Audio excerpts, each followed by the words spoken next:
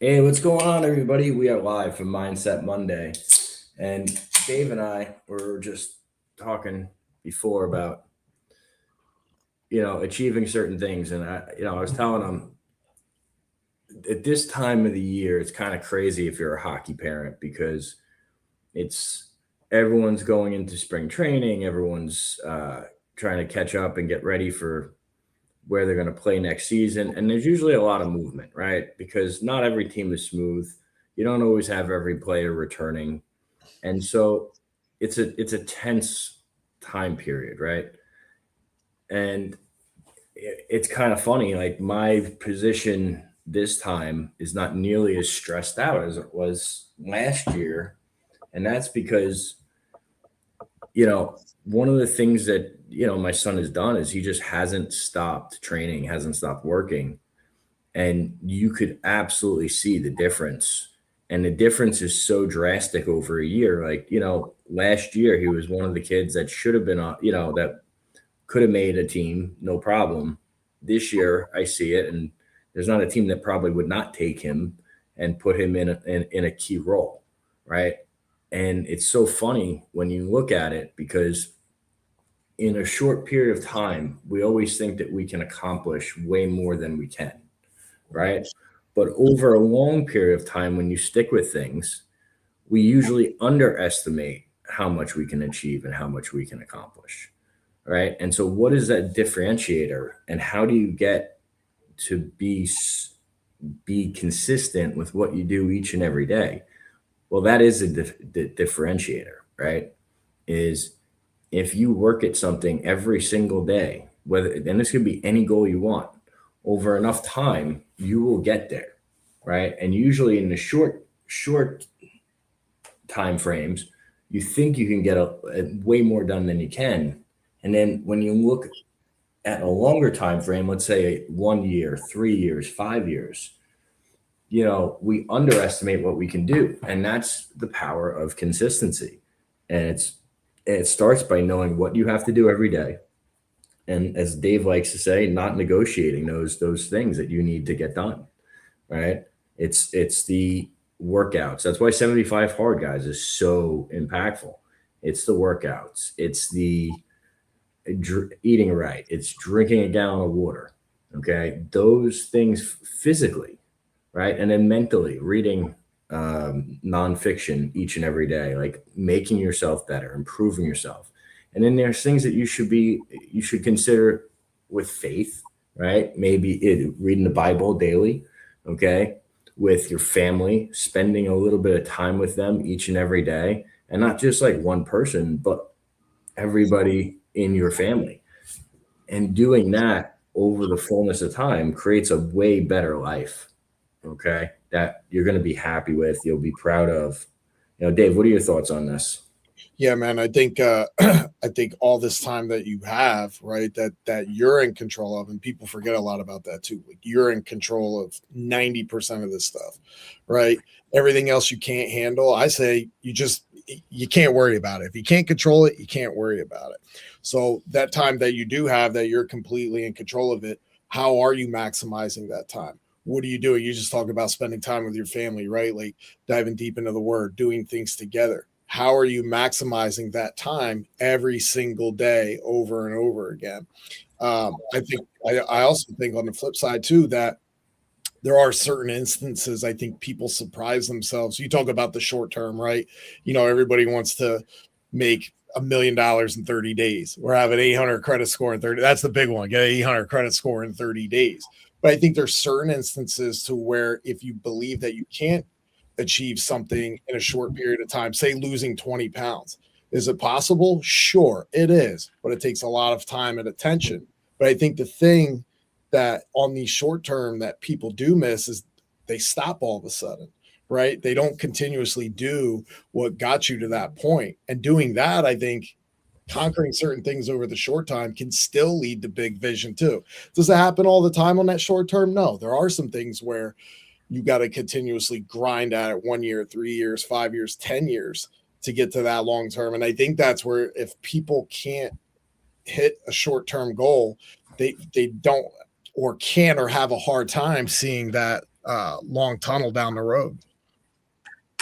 Yeah. And think about this. People usually stop for one or two reasons. Okay. And, it's crazy when you think about it, but it's usually the same type of reasons. One, it gets too hard. It seems like it's out of reach. Okay. A lot of people stop when it gets hard. And the reason they usually stop is it's a conversation like this. It's not focusing on what you have to do in front of you. Okay. It's not that one or two things that you have to get done to win the day. It's usually, oh man, I got to do this today and I got to do this tomorrow. And then, well, this weekend I have to be at these three places and then I still have to find time to get this thing in and this thing in. So this isn't convenient for me anymore. Let me stop. Right. It's looking out in the future and getting stressed about it instead of focusing on what's in front of you and what you can handle and get done today. Yeah. Right. Then the other reason people stop is because they gain too much confidence. Okay. They get too far ahead or they get some of the results that they wanted to. Right. And then they take their foot off the gas. They stop doing those little things that made them successful. We see this all the time in certain companies that grow too fast. We see this.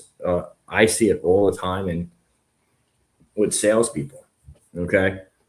I've had salespeople consistently over the last 10 or 15 years when, let's just say someone's making 10 or 20 grand a month. All right. Every single month. That's what they're making. That's what they're making. They have a monster month because they rededicated themselves and they came up with an action plan. Right. And so they're doing this and they're making it 100 calls a day. They're posting 3 times on social media. Right. They're going to all the networking events. Well, then they have a month where they hit 40,000, right? And then they get way too confident. They get way too cocky. They stop doing all those things that got them there. And then they have a month where they do 10,000 and then 5,000, right? And so they get into this negative feedback loop.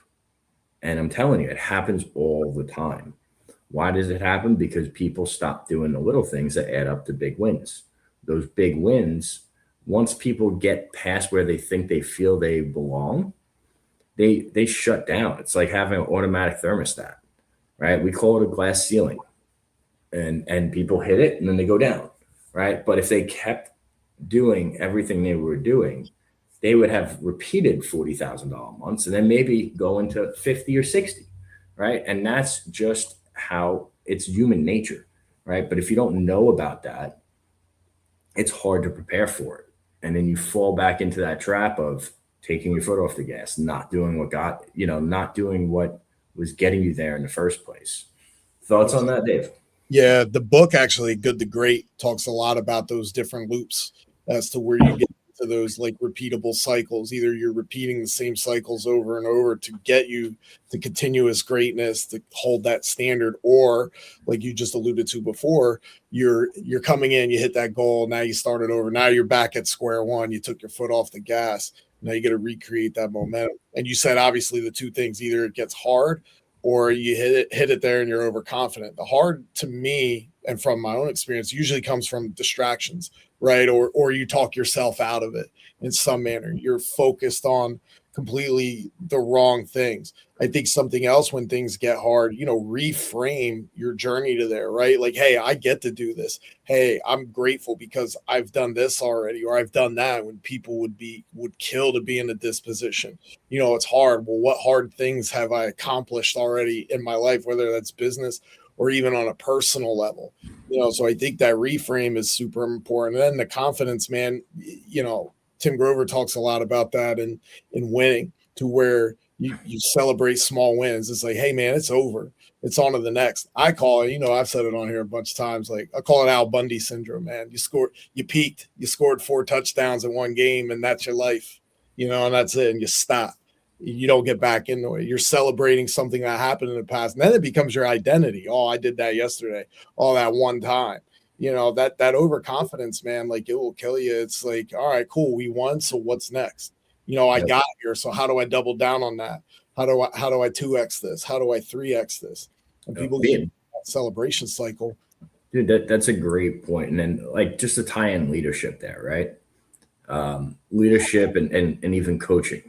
Okay. My son played decent, right? But when I hear him getting too confident and cocky, okay, I talk about what he needs to work on, right? When I hear him being down, that's when I'm very optimistic. Hey, you did this great, you did that great, right? It's balancing it out. Same thing as a leader running a company. When you're having bad months, you have to be positive. You have to push everybody. You have to inspire everybody, right? When you have great months, guess what? Now's the time to pick at things that could be, maybe small things, but they're coachable and they're teachable moments. And I'm not saying you don't coach and teach when things are going wrong. You know, you correct it when you see it. However, think about it like this. Someone just had their best month. Congratulate them and then work on a roadmap that they're going to have a better month this coming month, find out what they did, praise what they did right, but then figure out a couple of things that they could have done better and have them work on those. Yeah. Right. It's truly a balancing act like that. So guys, thank you for tuning in. We will catch you on Financial Fitness Friday. Have a great Monday. Be great, y'all.